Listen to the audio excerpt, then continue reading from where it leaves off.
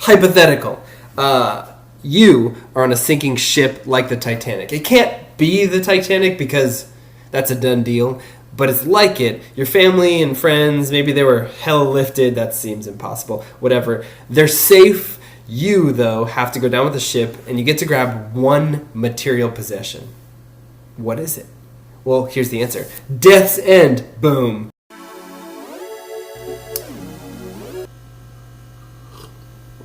Greetings, Internet. Today is especially important, which is why I've decided to replace my usual beverage with milk. I need the extra protein. Don't take that seriously.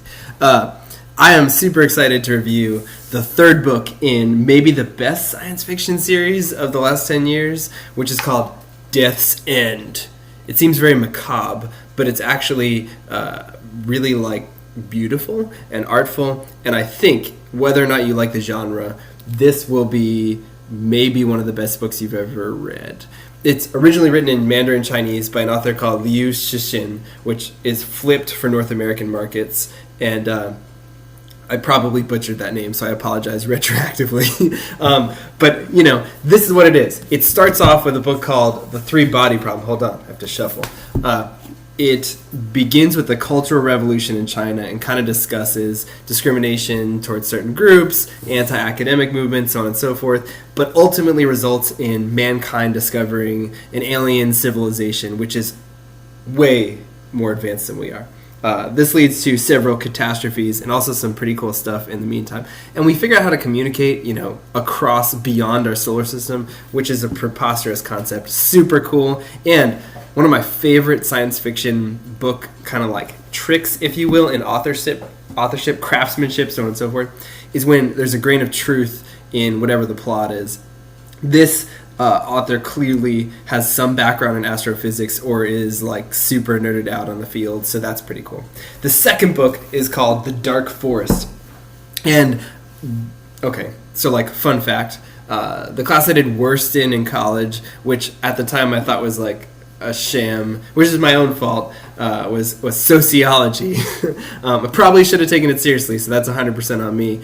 And this book is essentially 100% about a field called cosmic sociology, which may or may not be a thing, but could be one day. And in this instance, the book kind of resolves itself on these fundamental theories that it kind of ponders through. Totally worth your time, beautiful, and these two books both won Hugo Awards, which is nuts for books to do back to back. Finally, which leads me to the book I want to review today. It's called Death's End. It didn't win the Hugo Award, but it was a finalist in 2017.